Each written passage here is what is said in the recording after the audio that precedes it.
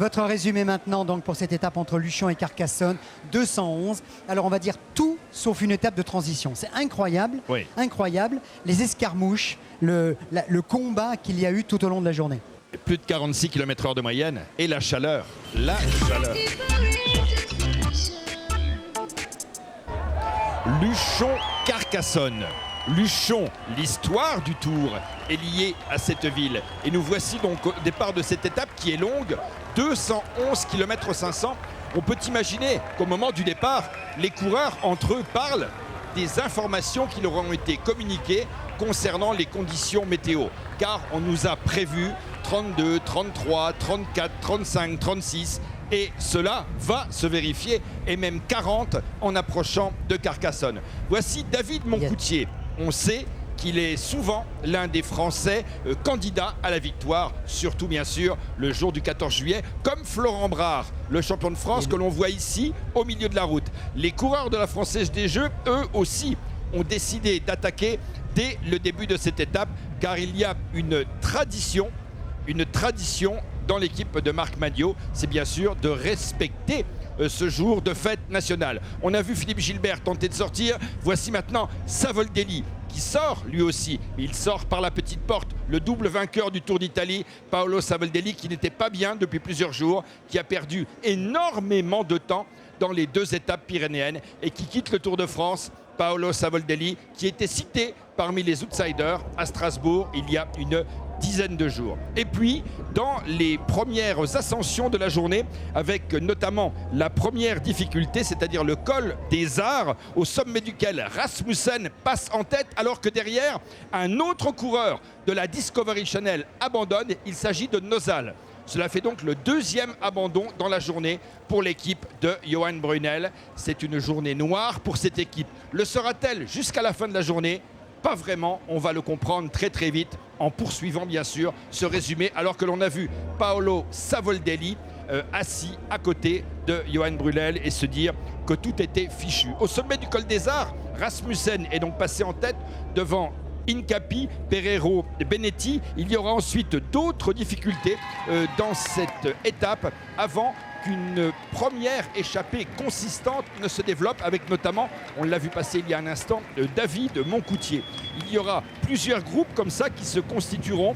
Parmi ces échappés, il y aura Lemaivel, il y aura Dacruz, il y aura Fredrigo, il y aura Florent Brard, il y aura également Benatti, le jeune sprinter italien, ou encore Robbie McEwen et même Tom Bonnen, que l'on verra un moment apparaître dans ces échappées matinales. En fait, toujours dans la perspective de sprint intermédiaire pour engranger des points pour bien sûr le classement par points, le maillot vert du Tour de France. La chaleur est très très forte à ce moment et voici la bonne échappée de la journée. Ils sont 4 à se retrouver en tête. Parmi eux, il y a un Français, le Français, qui va faire la course en tête. Il s'agit de Christophe Lemaivel, qui a subi une rupture partielle du nerf sciatique. Il a failli arrêter sa carrière, Christophe Lemaivel. Il est revenu après des mois de lutte, des mois de rééducation. L'an dernier, on s'en souvient, il a gagné une étape du Tour d'Italie. Et aujourd'hui, le jour du 14 juillet, Christophe Lemaivel se retrouve sous les yeux de sa jeune fiancée italienne, se retrouve dans la bonne échappée de la journée. Ils sont 4 donc en tête, alors que derrière, vous le voyez, l'équipe Phonak du nouveau maillot jaune du Tour, l'Américain Floyd Landis, ici en discussion avec George Incapi.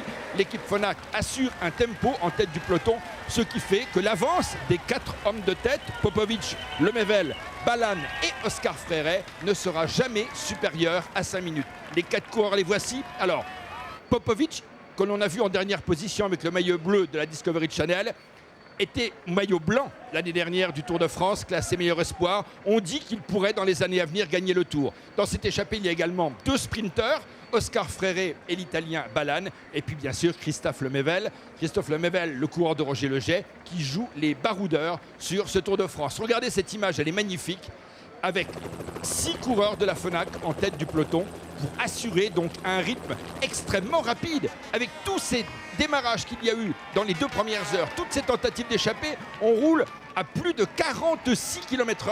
La chaleur, elle, ne cesse de monter. Une étape très très éprouvante et qui probablement aura considérablement marqué les organismes des coureurs. Voici la garde de Floyd Landis. Floyd qui était avec nous hier dans le Vélo Club, tout heureux, lui qui a accompagné Lance Armstrong à 3 reprises dans 3 Tours de France victorieux et qui se retrouve aujourd'hui en pole position. Il est ici en discussion avec le maillot vert, l'Australien Robbie McEwen.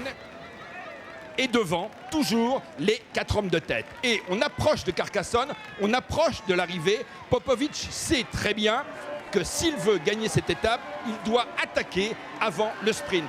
Car il sait que intrinsèquement, Frère et Ballan sont plus rapides que lui.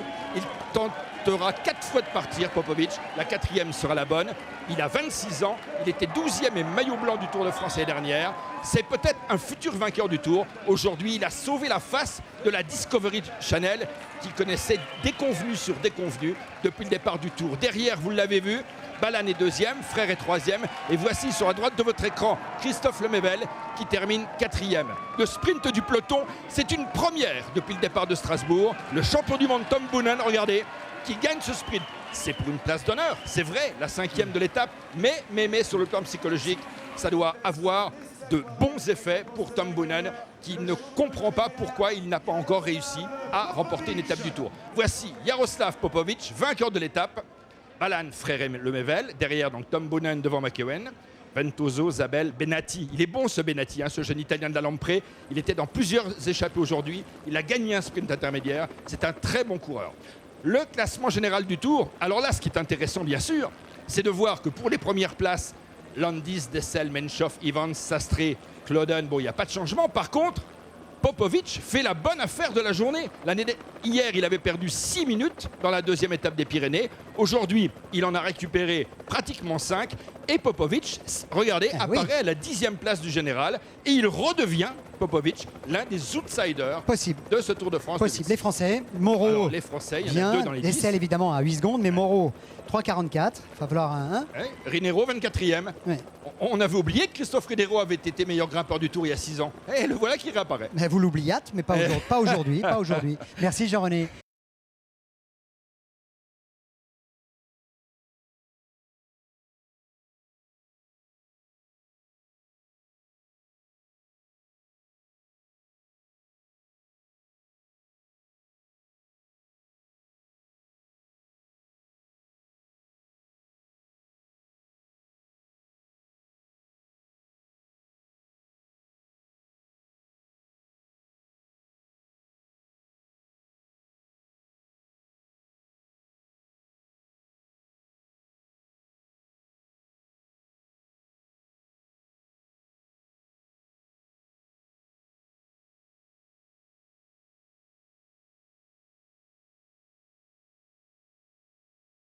Die französischen Teams werden heute besonders beachtenswert sein.